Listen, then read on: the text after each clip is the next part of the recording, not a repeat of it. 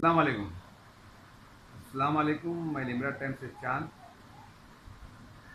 काफ़ी दिनों के बाद यानी कम से कम 5 महीनों के बाद आपसे मैं रूबरू हो रहा हूँ और उम्मीद करता हूँ आप लोग जो है खैरियत से रहेंगे और अल्लाह से दुआ भी है कि आप लोग को अल्लाह जो है अपने अमन व अमान में रखें।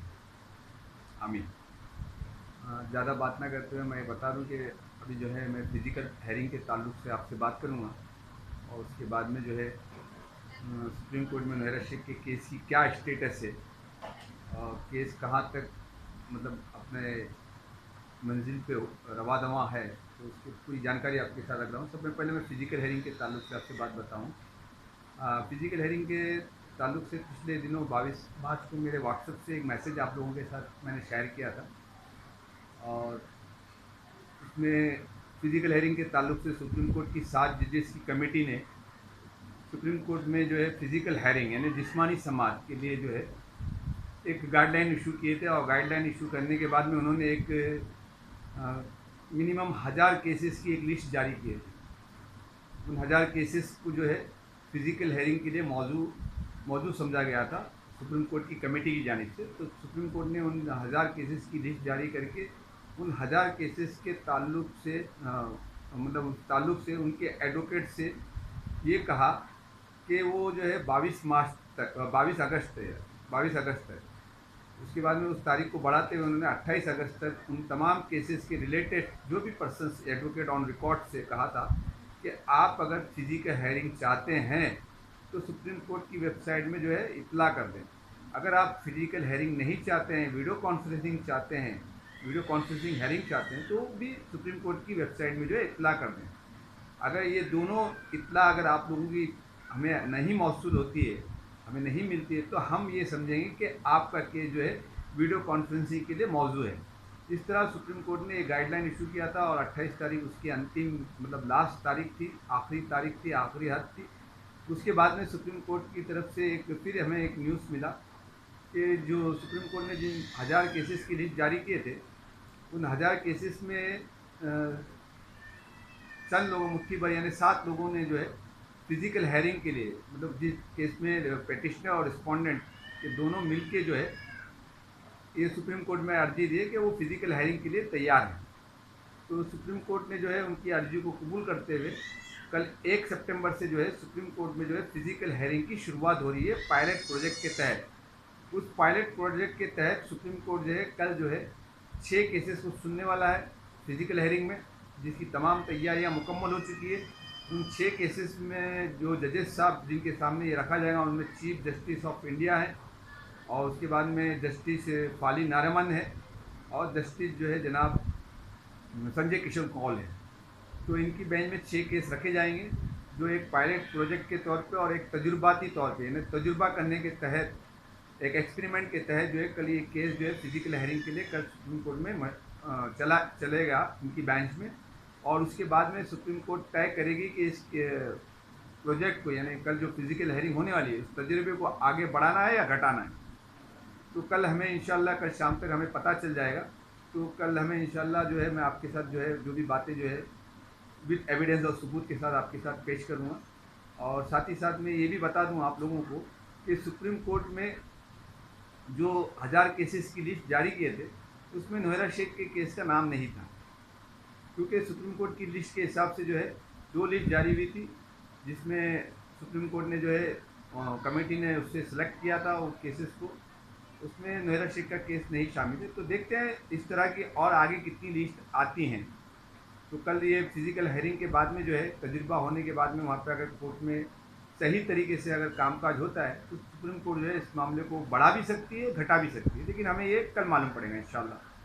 तो आगे मैं आपको जो है इसके जो ताल्लुक से जो भी बातें आएंगी वो आपके साथ में शेयर करूँगा। अब आते हैं हम नौहरा शेख की केस की तरफ। नौहरा शेख का केस जो है लास्ट 16 मार्च को जो है सुप्रीम कोर्ट के जज ने जो है 2 हफ्तों का नोटिस दिए थे जितने रिस्पोंडेंट थे और उनको 2 हफ्ते में जवाब दाखिल करने को कहा था, लेकिन उसके बाद में जो है लॉकडाउन शुरू हो गया। लॉकडाउन शुरू होने के बाद में सुप्रीम कोर्ट में जो है कार्रवाई नहीं हो पाई।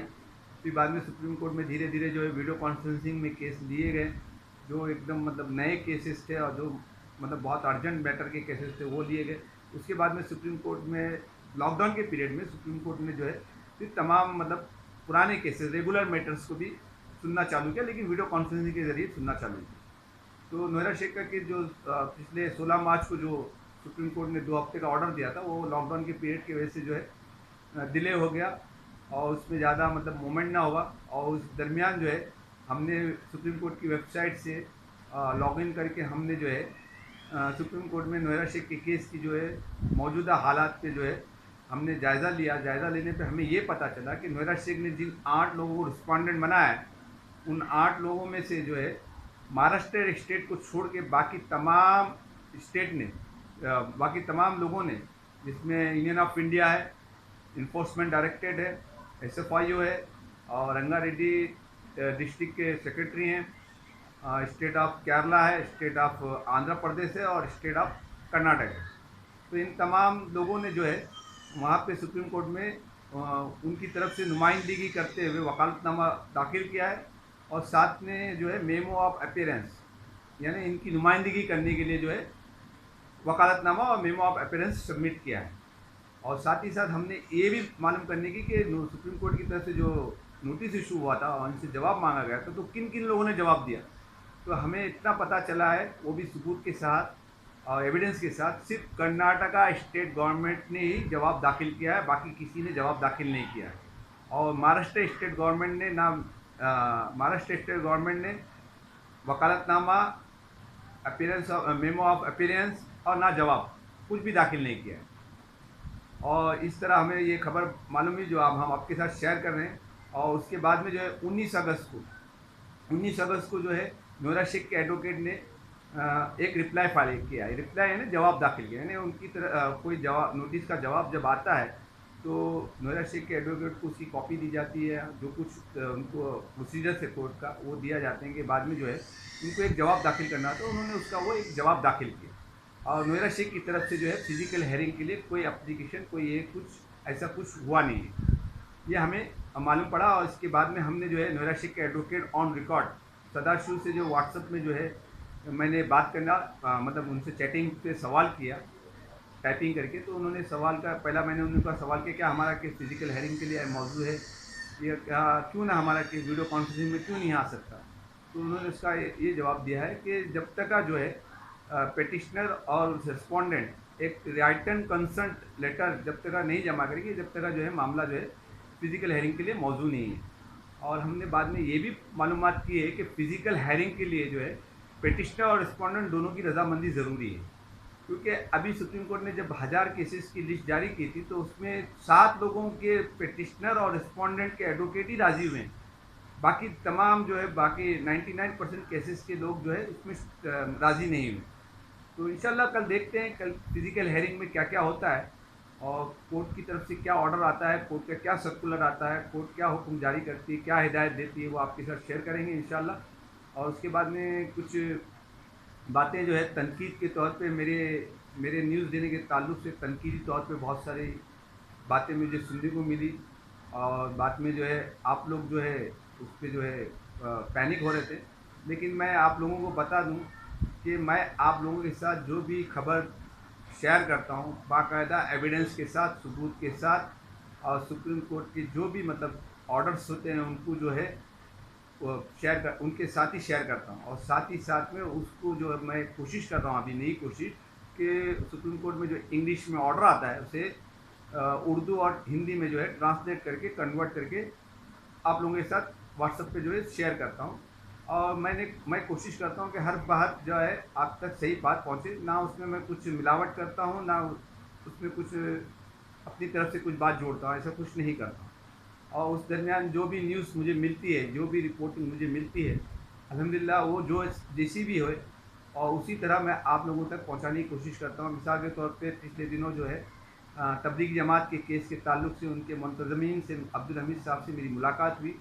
तो उनकी मुलाकात के दरमियान उन्होंने कहा कि मलेशिया से आई हुई कोई मस्तूरात भाईकल्ला जेल में कैद थी, तो उस वक्त जो है भाईकल्ला जेल में नोएरा शेख ने उनका जो है साथ दिया, उनके साथ जो भी उनकी मदद करना था जेल के अंदर जो कुछ करना था उतना उन्होंने किया और उन्होंने उसका जज़ाकल्लाह कहा। तो वो मुझसे कहने का मतलब ये था कि मैं इस बात को जो है आगे बढ़ाऊँ। तो इंशाल्लाह मैंने उस बात को भी जो है एक ड्राफ्ट करके छोटा सा जो आप लोगों के साथ शेयर किया।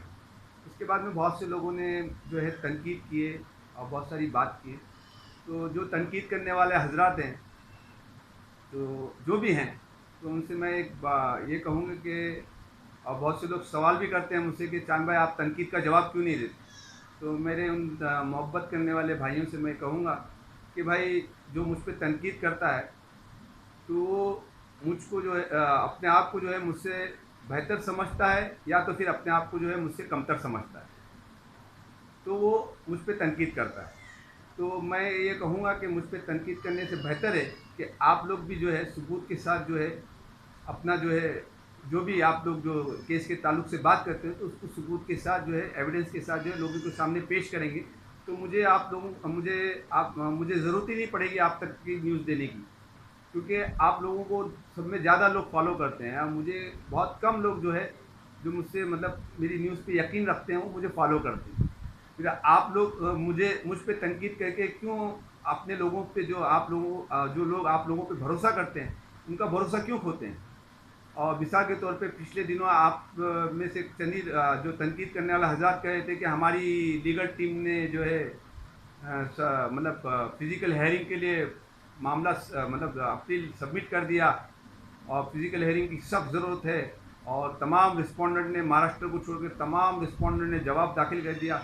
इस तरह की जो मतलब बेबुनियाद और गुमराही वाली बातें करने से बेहतर होता कि आप जब वो बातें करें तो एक सबूत के साथ जो है, एक कागज़ के टुकड़े के साथ जो है लोगों के साथ पेश कर देते। आप लोगों ने इस तरह की बातें क्यों नहीं बताना चाहिए था ना। और दूसरी बात, आप लोगों से एक और मेरी दरख्वास्त है कि अभी पिछले दिनों जो है जनाब संजय किशन कौल जो जस्टिस है सुप्रीम कोर्ट ऑफ इंडिया के, और उनकी बेंच पे जो है नोएरा शेख का केस है, उनके पास एक मामला आया पिछले दिनों, जबकि वो मामला जो है 2019 का था। 2019 का था। 2019 में जनाब संजय किशन कौल साहब ने सिर्फ 4 हफ्ते का नोटिस देके उनसे जवाब तलब किया था। 2019 जाने के बाद 2020 में जब उनके टेबल पे केस आ गया, तो उन्होंने अपनी नाराज़गी का इजहार किया। बोले कि जब मैंने 4 हफ्ते का नोटिस देके जवाब मांगा था 2019 में, तब ये जवाब क्यों नहीं आया, तब ये केस लिस्टेड क्यों नहीं किया गया, क्यों नहीं मेरी बेंच पे बताया गया कि इन्होंने 4 हफ्ते में जवाब नहीं दिया। आज इस केस को मेरे टेबल पे लाने का क्या मतलब है, बोल के उन्होंने रजिस्ट्रार से इसकी वजाहत तलब की। तो एक बहुत अच्छा मतलब सुप्रीम कोर्ट के जज की तरफ से जो है ये मामला आया है, इसको भी मैंने आप लोगों के साथ शेयर किया, क्योंकि नोएरा शेख के केस में भी जो है 2 हफ्ते का वक्त ही मांगा गया, 2 हफ्ते का वक्त देके नोटिस देके जवाब मांगा गया था। उसके बाद में केस अभी तक जो है उनके टेबल पे नहीं गया है। ऐसी बहुत सारी बातें हैं। मैं जानता हूँ कि ये बात मुझसे बेहतर जो है एडवोकेट जानते हैं, लेकिन एडवोकेट जानते हैं तो एडवोकेट आप लोगों को बताते थोड़ी हैं, है ना। मैं बताता हूँ तो आप लोगों को मालूम पड़ता है। अगर एडवोकेट जानते हैं, सब कुछ करते हैं, तो एडवोकेट को आगे आके बताना चाहिए था ये बात। वो क्यों नहीं आगे आके बताते हैं। और बहुत से तनकीद करते हैं कि एडवोकेट हैं या जज हैं, क्या है। तो मैं आपको बता दूं कि ऊंचाई पे जाके बात करने से बात ऊंची नहीं हो जाती। आपकी बात जो है ऊंचाई पे जाके करने से आपने वहाँ पे जो है गिरी हुई बात करी, किसी का मयार गिन दिया, किसी की हैसियत गिन दी। आप खुद देख लिए, आप ऊंचाई पे जाके बात कर रहे हो, जबकि ऊंची बात नहीं कर रहे हो। ऊंचाई पे जाके आप गिरी हुई बात कर रहे हो, किसी का मयार गिन रहे हो, आप किसी की मतलब जो हैसियत गिन रहे हो, किसी को जो है किसी के पैरों की धूल बना रहे हो। तो आप लोग को जो है आप जब कुरान हदीस का दावा करते हैं, तो इन सब बातों को आपको जो है ध्यान में रखना चाहिए। जबकि आप जो है कुरान हर बात पे जो है कुरान की आयतों का हवाला देते हैं, हदीसों का हवाला देते हैं। तो इस वक्त जब आप वीडियो बनाते हैं या कभी कुछ ऑडियो बनाते हैं, उस वक्त कुरान और हदीस की बातें आप लोग क्यों भूल जाते हो।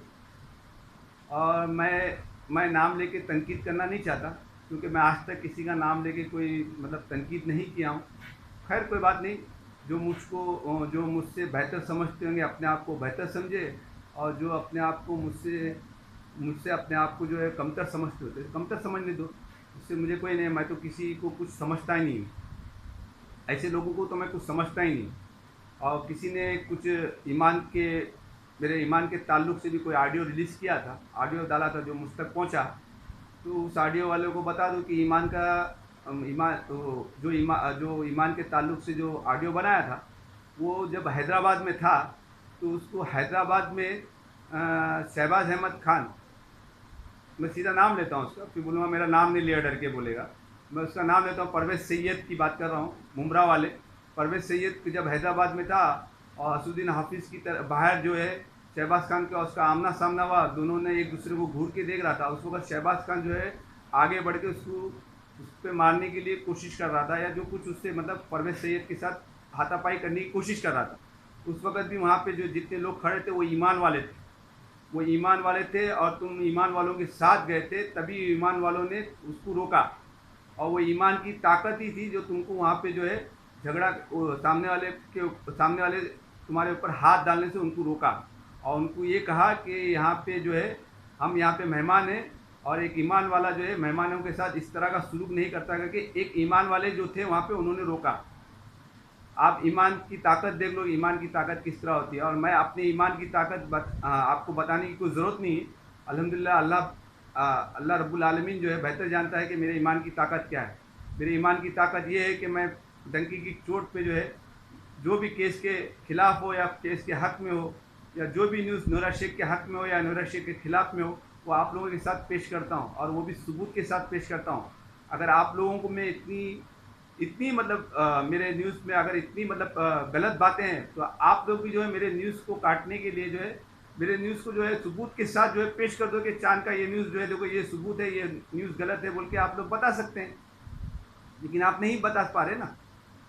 खैर आज जो है बहुत लंबा वीडियो बनाया हूँ, और उसी के साथ में जो है कोई एक शख्स जो कुरान और हदीस का दावा करते हैं, और एक अपने मीरा रोड की मोहतरमा के लिए उनके लिए जो है बाकायदा कुरान की सूरे की सूरे का सूरा जो है उनके ऊपर फिट कर दिए कि इस तरह के लोग जो है इस तरह के होते हैं, जिसमें अल्लाह ताला ने फरमाया उसी तरह ऐसे लोग जो है इस तरह होते हैं। तो मैं वो मीरा रोड वाली औरत के ताल्लुक से कहूँगा कि उसका वीडियो मैंने अपलोड किया, क्योंकि अपलोड किया जो भी मतलब जो हालात थे आप लोगों के सामने रूबरू पेश करने के लिए किया। ये पहली बात। और दूसरी बात, वो औरत जो है गमज़दा है, गमगीन है, उस पर एक मुसीबतों का पहाड़ टूटा हुआ है, तो उसकी ज़बान से जो है गम ही की बात निकलेंगी और मुसीबतों के पहाड़ ही टूटेंगी, और और वो जो है वो उसी तरह की बात करेंगी। उसी तरह यहाँ पे जो है मैं आपको बता दूँ, यहाँ पे अल्लाह के रसूल सल्लल्लाहु अलैहि वसल्लम की एक हदीस भी है कि अल्लाह के रसूल सल्लल्लाहु अलैहि वसल्लम ने औरतों को सख्त मतलब सख्ती से कहा है कि तुम जो है लान तान ज़्यादा करती हो। आप सल्लल्लाहु अलैहि वसल्लम की हदीस भी है। तो वो औरत जो है गमज़दा है तो लान तान करेगी ही ना। आप सल्लल्लाहु अलैहि वसल्लम की हदीस के मुताबिक जो है हर बात सच्ची होती है, तो अल्लाह के रसूल सल्लल्लाहु अलैहि वसल्लम की औरतें लान तान करने वाली होती हैं, तो वो लान तान करिए। इसी तरह आप जो है इतनी बातें करने के बाद इतनी बातें करते हो, तो आपको बता दूं कि अल्लाह ताला ने सूरह बकरा में लेन देन के मामले में और तिजारत के मामले में क्या फरमाया है, क्या फरमाया अल्लाह ताला ने सूरह बकरा में आयत नंबर 282 में अल्लाह ताला ने फरमाया कि जब तुम लेन देन कर लिया करो तो साथ में गवाह रख लो, और साथ में जो है उसे लिखने वाले को भी लिखने के लिए कहा है अल्लाह ने हुक्म दिया है, और साथ में गवाह भी रखने को कहा है। गवाह में रखने को कहा कि 2 मर्दों को लो, अगर 2 मर्द ना मिले तो 1 मर्द लो और उसके साथ में 2 औरतें लो, क्योंकि औरतों को 2 रखा है, मर्द के मुकाबले में 1 मर्द के मुकाबले में 2 औरतों को रखा है। क्यों रखा अल्लाह ताला ने, ताकि एक औरत भूल जाए तो दूसरी औरत उसकी याद दिलाए। अभी आप ही लोग बताइए कि आप लोग जो इतना मतलब दावा करते हो, तो कुरान और हदीस की जब दीन के ताल्लुक से जब बात करोगे तो खालिस दीन की बात करो, और दुनियावी ताल्लुक से बात करोगे तो दुनियावी ताल्लुक से बात करो। आप लोग जो है दीन को और दुनियावी ताल्लुकात को एक साथ जोड़ के जो है मत बातें किया करो, इससे जो है तज़ाद पैदा होता है। अगर आप खालिस दीन की बातें करते हो तो सिर्फ दीन की बातें करो। अल्हम्दुलिल्लाह अल्लाह ताला ने दीन की बातें करने वालों पे, दीन के रास्ते चलने वालों पे के लिए जो है हमेशा जो है आसानी रखा है, ना कि मुश्किल रखा है। अगर वो दीन के साथ दुनियावी तौर तरीक़ों को साथ में लेके चलेगा तो इसी तरह की मुश्किलें आएंगी। आज नूरा शेख का केस जो है सुप्रीम कोर्ट में, जो दीन से हट के जो है कानून है, दीन में जो कानून है, शरीयत में जो कानून है, उन कानून के हट के जो है हिंदुस्तान के कानून के हिसाब से उसका केस जो है सुप्रीम कोर्ट में चल रहा है नूरा शेख का। तो वो दुनियाई ताल्लुकात से जो है उस पर जो है दुनियाई ताल्लुकात पे हम काम करना पड़ेगा। तो आप लोग जो है उसी पे जो है काम कीजिए, बल्कि तनकीद और इसी की काटम कुटी करने से अच्छा जो है आप उस पर काम कीजिएगा। जबकि आप लोगों को बेहतर मालूम होना चाहिए कि मुझसे ज़्यादा दीन जानने वाले आप लोग हैं, मुझसे ज़्यादा जो है कुरान और हदीस जानने वाले आप लोग हैं, तो आप लोग क्यों इन सब चीज़ों को नहीं जान, इन सब चीज़ों को क्यों फॉलो नहीं करते? आप लोग उसको फॉलो कीजिएगा।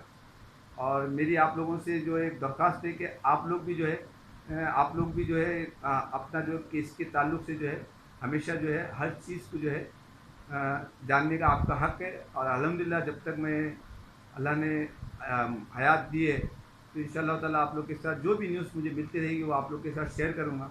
अगर किसी को मुझे न्यूज़ देने से इतनी तकलीफ़ें होती है कि अगर मैं इतना पैनिक फैलाता हूँ और मेरे न्यूज़ में जो है हर तरह की मतलब बात झूठ है, तो आप लोग जो है अपने वकील को खड़ा कर दीजिए और अपने वकील से खड़ा करके जो है आप अपने वकीलों से जो है जो भी सुप्रीम कोर्ट के केस के ताल्लुक से उससे जो है बातें उनसे कहलवा दीजिएगा। आप अपने एक एडवोकेट ऑन रिकॉर्ड जो है, क्योंकि एडवोकेट ऑन रिकॉर्ड जो है उन्हीं को सब तमाम केसेस की मुकम्मल जानकारी उनके पास होती है। क्योंकि नोएरा शेख की तरफ से एक कागज़ का टुकड़ा भी जमा करना हो सुप्रीम कोर्ट में तो एडवोकेट ऑन रिकॉर्ड के बिना जमा ही नहीं होगा उसके पास। एडवोकेट ऑन रिकॉर्ड के तरीके से उनके तवस्सुस से जमा होगा। तो आप लोगों से मैं दरख्वास्त करूँगा कि ज़्यादा इधर उधर की बात ना देखते हुए जो है नोएरा शेख के केस पे ध्यान दीजिए और नोएरा शेख को जो है बाहर लाने की कोशिश करने पे उस पर काम कीजिएगा। नोएरा शेख आलिमा है, तमाम लोगों ने कबूल कर लिया, हाँ भाई आलिमा है। नोएरा शेख जो है अमानतदार है, तमाम लोगों ने कबूल कर लिया, हक मान लिया भाई, हाँ भाई अमानतदार है। नोएरा शेख पैसे आके देगी, ठीक है भाई नोएरा शेख पैसे आके देगी, ये भी मान लिया। अब सिर्फ जो है आप लोगों का काम है कि नोएरा शेख को बाहर लाना। आप लोग नोएरा शेख को बाहर लाइए। यहाँ वहाँ इसकी वीडियो पे उसकी ऑडियो पे आप तनकीद क्या कर रहे हो? अब मत तनकीद कीजिए ना। आपको जो काम करना है उस काम नहीं करते हो, सिर्फ एक ही बातें जो है 2 साल से कह रहे हो, बहुत साल से कह रहे हो, ठीक है तमाम लोगों ने मान लिया ना। ज़्यादातर लोगों ने नोएरा शेख के ताल्लुक से आप लोगों ने जो बात करी उस बात को मान लिए। और कितना मतलब उन लोगों के कान में अजान देंगे? पैदा होने के बाद जो बच्चा जब पैदा होता है तो उसके कान में एक ही बार अजान दी जाती है, एक कान में अजान दी जाती है, एक कान में अकामत दी जाती है। तो आप अब कितने बार तुम कहोगे कि नोएरा शेख आके देगी, नोएरा शेख ये करेगी? सब सुन लिए, मान लिए। मानने के बाद उन लोगों ने जो है सब्र करते बैठे हुए और कंप्लेंट नहीं की। तो आप लोग भी जो है उस बात को छोड़ के जो है नोएरा शेख को बाहर लाने का काम कीजिए ना। आप लोग कहते हो कि हमारे जो है लीगल टीम से ताल्लुक आते हैं, लीगल टीम आप लोगों को सही इन्फॉर्मेशन क्यों नहीं दे पा रही? क्या वजह है लीगल टीम आप लोगों को सही इन्फॉर्मेशन नहीं दे रही? कहीं ना कहीं ये बात तो लाजिम यहाँ पे एक बात सवाल उठता है कि लीगल टीम आपको एंटरटेन नहीं करती होगी, या तो लीगल टीम के साथ आपके कुछ ताल्लुकात नहीं है। अगर ताल्लुकात होते तो आप लीगल टीम के साथ जो है खड़े होकर बात करते। ऐसा कोई ज़रूरी नहीं है। तमन्ना शेख भी बात करती थी, केस के ताल्लुक से बोलती थी, जब कोई अच्छी बात हो जाती तो बोल देती थी तमन्ना शेख। और उसी तरह जो है एच डी हुसैन साहब भी बोल देते थे। और तेलंगाना हाई कोर्ट के एडवोकेट जनाब सुधाकर रेड्डी साहब भी जो है बता देते थे।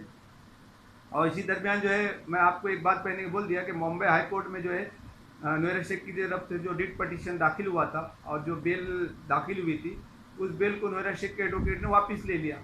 पिछले 6 महीनों से जब मैं केस के ताल्लुक से जो निगेटिव बातें थी, जो गलतियां हो रही थी, उस गलती को उजागर कर रहा था, तब कह रहे थे कि चांद बहुत मतलब ये कर रहा है, वो कर रहा है। आज क्या हुआ? आज तो ये शेर आप पे फिट बैठता है, निकलना खुद से आदम का सुने थे, लेकिन बड़े बेआबरू के हाई कोर्ट से खुद निकले, खुद जाके जो है वापस लिए, है ना। तो अल्हम्दुलिल्लाह अल्लाह के फضل करम से मैंने जो न्यूज़ दिया हूँ और मैं जो न्यूज़ देने की कोशिश करता हूँ अल्हम्दुलिल्लाह उसको सबूत के साथ देता हूँ।